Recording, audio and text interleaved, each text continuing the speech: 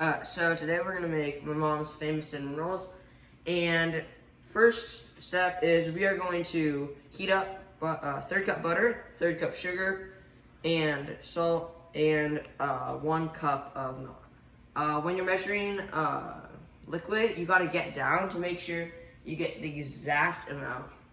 So now, put these in. Perfect. Okay, so now we're gonna do the dry ingredients. First, we're gonna do 2 cups of flour and a pack of yeast. Little tip for when you're measuring flour, you're gonna have to spoon it in instead of just scooping it. So then the flour isn't really packed in. Yeah, your measurements can really be inaccurate if you're scooping the flour, and so many people do that. It's crazy. But it takes a little bit longer, but that's okay. And then we use the back of the spoon, level it out. You don't pack it in like you would sugar, right? Mm-hmm. Okay, perfect. That's one. I'm gonna go around back here and see what we've got going on with the sugar and butter, okay, Austin? Because we've got this, our heat resistant spatula I love. I can just leave in the pan as we're heating up the butter. It's a little high, we're gonna turn that down. So this is our 1/3 cup sugar, 1/3 cup butter, 1 cup milk, Austin measured so well, and the half teaspoon of salt. So how are we doing over here? So I got the flour in, and now we're gonna use 1 packet of yeast, Awesome. and put that in there. You're lucky enough to have a KitchenAid. Do it with the dough Yes. hook on there. If not, a mixing bowl works good too. Perfect. Alright, so now we're gonna add our eggs and our milk and butter mixture into our dry ingredients. So one little tip for eggs is you want to crack them into a small bowl before to make sure you don't have any shells. Now, got it.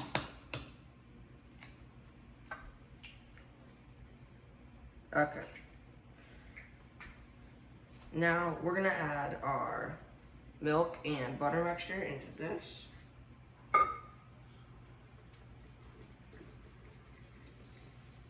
Good job. And that's warm between, it's about 130 degrees if you have a digital thermometer. But warm, not hot. We have to let it cool down a little bit. And now we're gonna put our eggs in. Perfect. Because if your milk is too hot, it'll cook the eggs, which we don't want to do. So go ahead and close that up.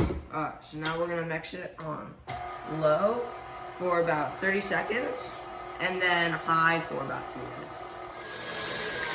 Okay, so we've been having this mix up for about 3 minutes now. Looks great. And you can look how good this is. Yeah, perfect. So now we're gonna add 2 1/3 cups of flour. About half a cup at a time. Half a cup at a time. Yeah, perfect. Good job.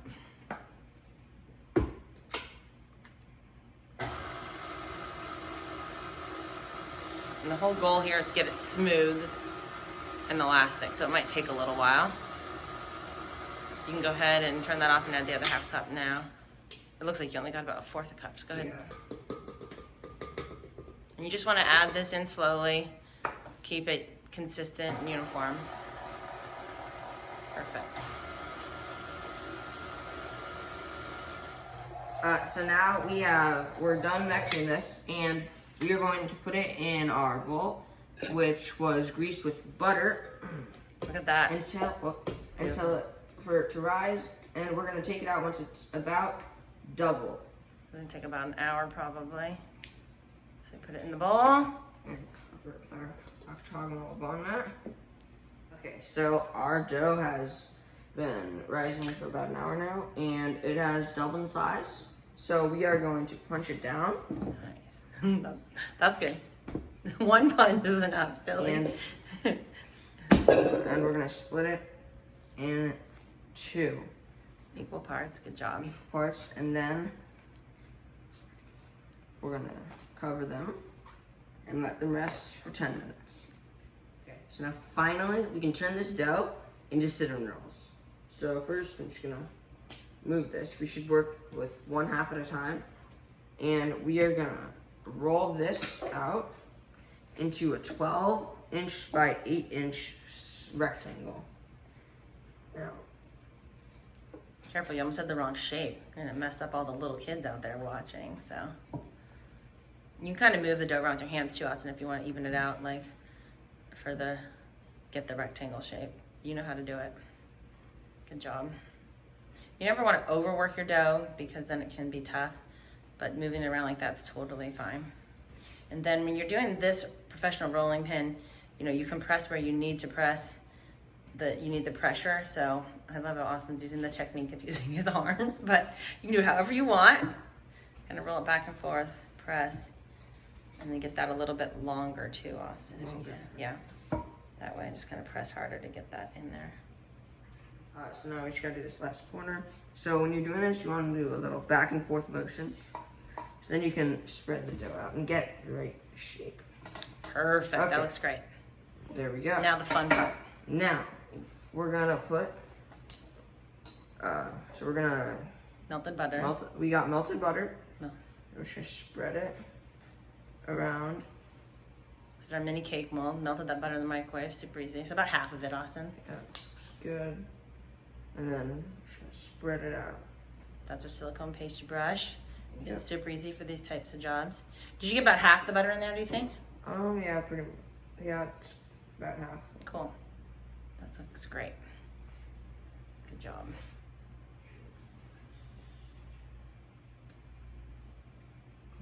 That's fine. The nice thing about a roll pot, keep the mess contained, right? Yes. And the dough doesn't stick. Mm-hmm. And the roll pot sticks to the counter. So it doesn't slide around when we're rolling on it, right? Okay. Pretty cool. There we go. Now we are going to sprinkle cinnamon sugar all over. Yeah, all over it. Yeah. All over it. And then we made the cinnamon sugar with half a cup sugar and 2 teaspoons of cinnamon. You can find the cinnamon roll recipe on my website, cookwiththeresa.com. Pretty simple to follow. And really easy when you have these awesome tools. My kids don't know how to cook with anything else. Isn't that funny? I think Austin has never experienced rolling dough out on a counter without a roll pot and kneading all the flour. He doesn't even know what that's like, do you, Austin? You're so lucky. So use about half of it. Yeah. He says to me, that's a lot of sugar, but he doesn't mind, right? Mm-hmm. Not. Then I kind of use the back of the spoon. Once you think you have about half, Austin, just kind of spread it, not a ton, but kind of like you would pizza sauce. Yeah. Yeah, that's all. Even it out. It doesn't have to be perfect. And then the next thing we're going to do is roll it lengthwise. Austin will show you how to do that. Yes. Perfect. Just get into this top corner over here. That was the last roll. I think it needs a little more sugar up there. Perfecto. Okay. Next up. Now we are gonna roll it. Good job.